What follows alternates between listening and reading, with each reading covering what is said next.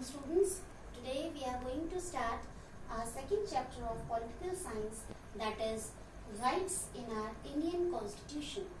In this chapter we will cover the points: what are rights, importance of rights, bills of rights, fundamental duties, description of fundamental rights, dangers for fundamental rights, and at last we will come to know about the role of judiciary as protector of our fundamental rights.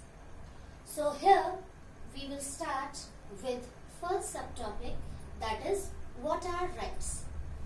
So students, in a very simple way we can define rights. Rights are kind of facilities or favorable conditions which are given by our constitution to us so that we can lead a very good, comfortable and dignified life. Really, these fundamental rights help us to have dignity in our life. It takes care of the dignity of an individual properly. Now, next is importance of rights.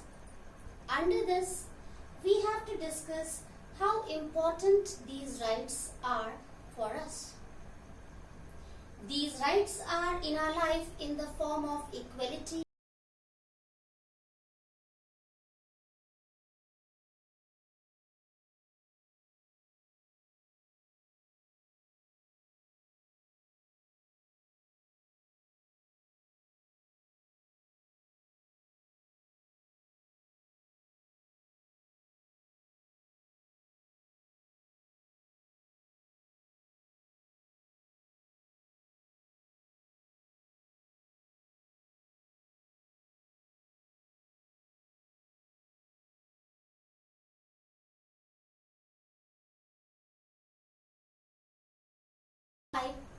how our life will become dangerous.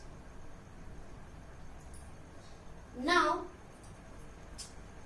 we will move to next subtopic, bills of rights. Bills of rights are just like a set of rules and regulations which we have got from our constitution to follow these fundamental rights properly. If we have these fundamental rights, so we have a kind of duty to follow them in a very proper way. For example, if we have a right to freedom, it does not mean that we are free what we want to do. We have to be very, very careful regarding freedom of others. We are not allowed to interfere in freedom of others. We are not allowed to enjoy in our life by hurting others. So these bills of rights always help us to remind how we have to follow these fundamental rights. Now, what comes? Fundamental duties. Students, always we have observed almost all the people in the society saying or talking about fundamental rights only. We never take care of, or we never like to talk about fundamental duties which we are supposed to follow nicely in the society. So today I shall tell you about different fundamental duties which we have got from our constitution, just like our fundamental rights. Now, these duties are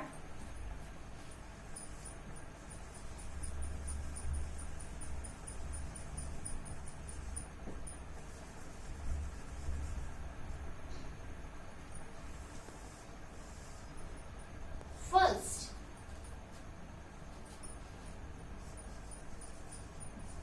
respect Constitution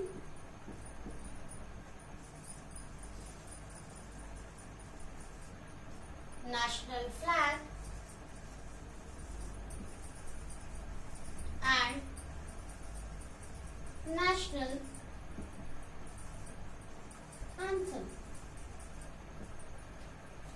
Second,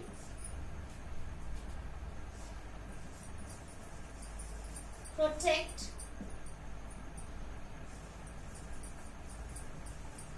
sovereignty and integrity of India. Third,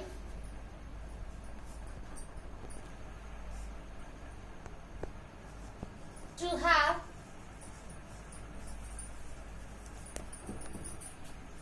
spirit of fraternity. Fourth,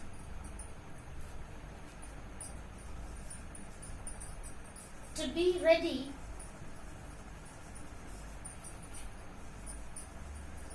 for defending country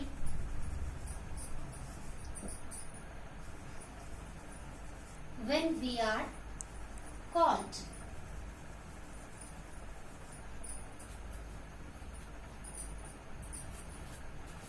Fifth,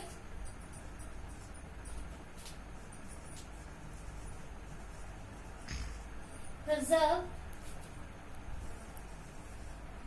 our culture.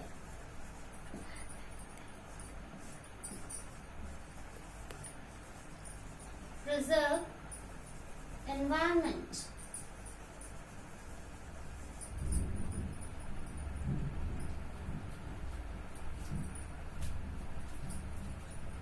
Seventh,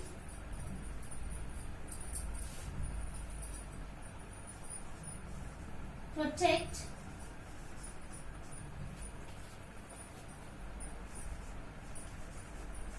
public property. First, we will discuss all these fundamental duties, then we will move to eighth one. First is, we should respect our constitution, national flag and national anthem. These are the symbol of our dignity. So we have to respect all these constitution, national flag and national anthem properly. Second, we have to protect our sovereignty and integrity of country India. It means we have to take care of our independence properly. We should not allow anyone to come and to rule here. We should be free to have a control over our country ourselves. Then we should take care of unity and diversity nicely in country India. As we know that number of people live in country India and they have different languages, culture, tradition, religion. So even then we have to be united. So we should take care of that. Next is, we should have a spirit of fraternity. Fraternity means brotherhood. We should be united. We should have a way of thinking that yes, we are one.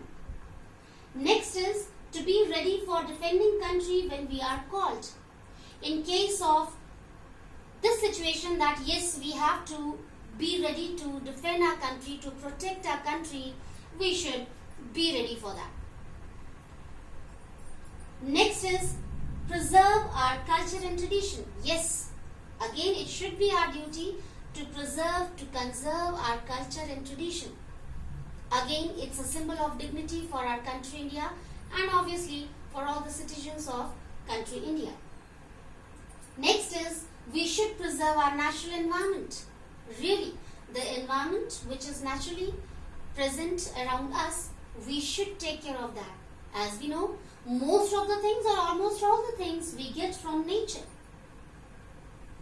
These are in the form of resources and so many other things. Our life totally depends on these things which are present in our nature.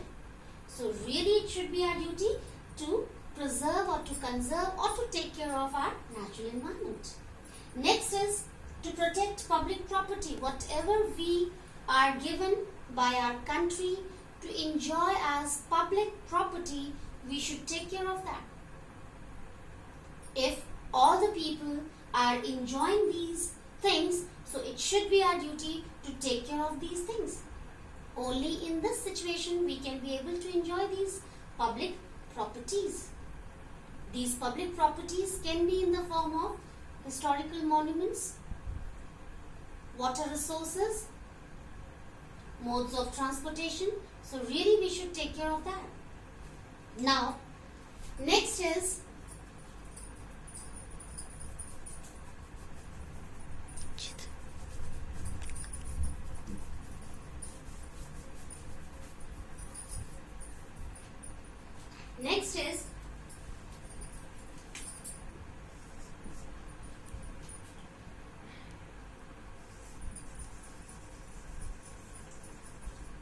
scientific temper. Really, we should have scientific temper, means we should have way of thinking on the basis of logic thinking. We should have logic to think anything which can be helpful to lead a very good life or meaningful life. We should not be superstitious. We should have scientific way of thinking. We should know that what is the reason behind any happening or incident instead of believing on superstitions. Next is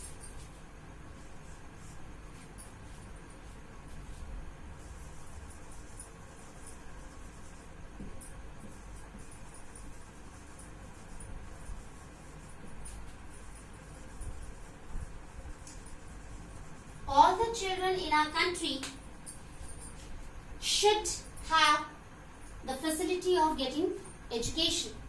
The children who are at the age of 6 or 14, they should go to school to get education. It should be the duty of their parents that yes, they should aware of the importance of education and they should send their children to get education in schools or at different levels.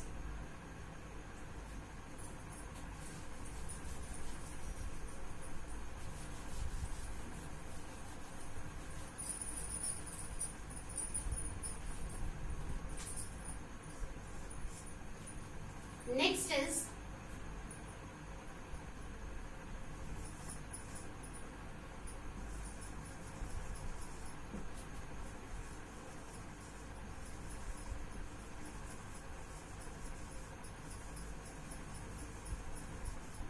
to take care of needy people. Really, it should be followed by all the people in our country that whoever is needy in our society, we should be very careful to help them.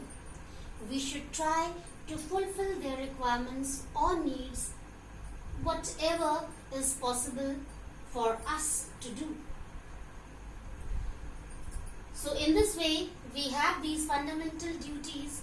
Really students, no one can force to us to follow these fundamental duties, but really I want to add here, it should be our moral responsibility that if we want to enjoy our fundamental rights, we should be able to follow these duties nicely.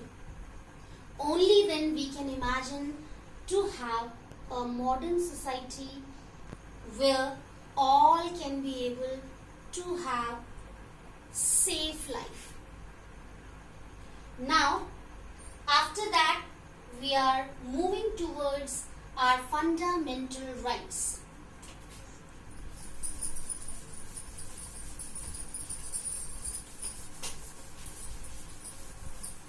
Students, now we are going to discuss all the fundamental rights which are given by our Constitution to us to have a dignified life.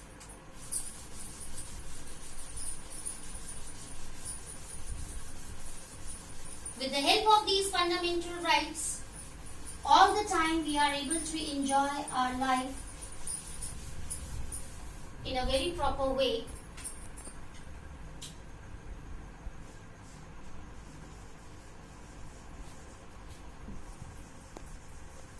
fundamental rights.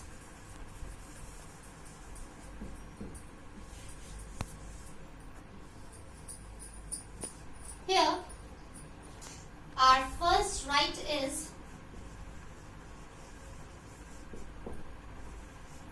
right to equality.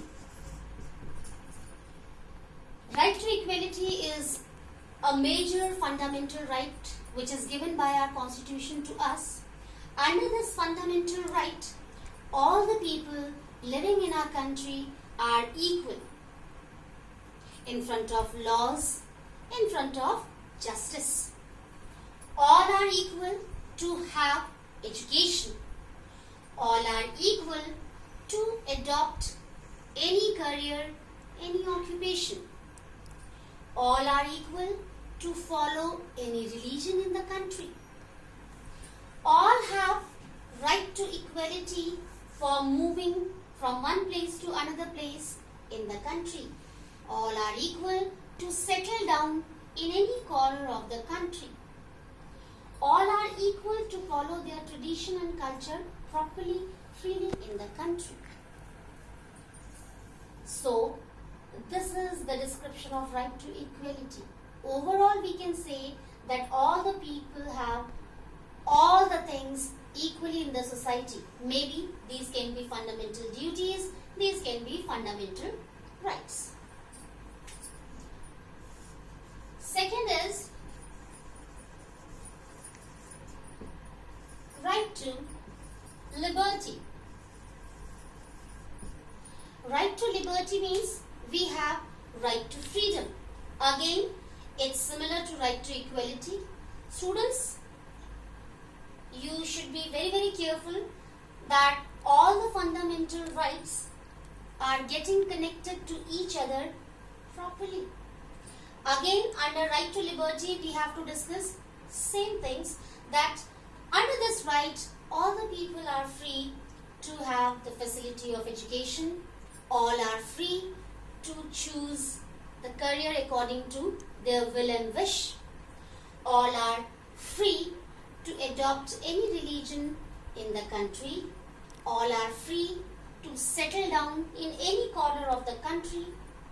All the people are free equally to move from one place to another place. All are free in front of justice to have the facility of impartial justice. Now next is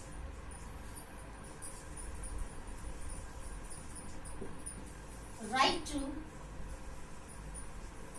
religion. Beta, this is also a very important fundamental right which we have got from our constitution, the right to religion. In another way we can say secularism. Under this right, all are equal to follow any religion in the country. All are free to adopt any religion in the country. No one can force to anyone to adopt a specific religion. No one can force to anyone to leave his or her religion. All are free to show their deep faith towards their religion. Under this right to religion, all are free to change their religion. On the other hand, we can say no one can force to anyone to change his or her religion. Here, I want to give an example how all the religions are going to have respect equally in our country, India. Beta, we have so many traffic rules in our country which we are supposed to follow. Among of them, one rule is when we ride a bicycle or scooter, means if we are going to use two-wheeler, we are supposed to have helmet on our head. But on the contrary, we know that having turban on head is the symbol of self-respect or dignity for Sikh men especially. So, in our country India, in case of giving respect to this religion, this is only an example. Sikh men are free for not to wear helmet. They can move with their turban. If they want to wear helmet, okay then. If they don't want, no one can force to them to have helmet. It's a very good example of secularism in our country, India, which is going to be followed by everyone, I think, properly. Now, next is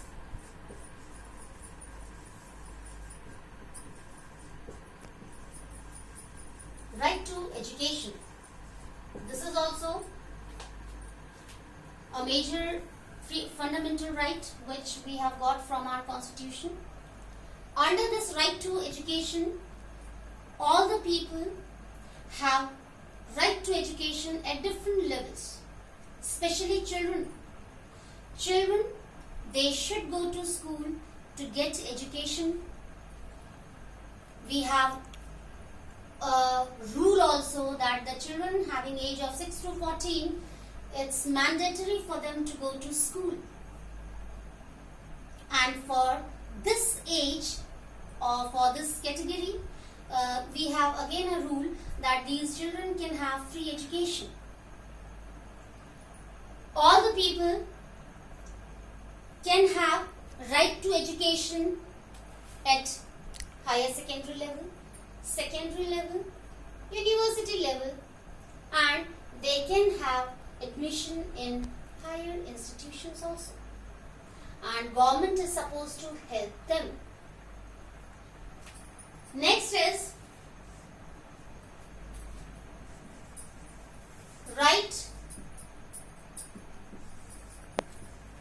to raise voice against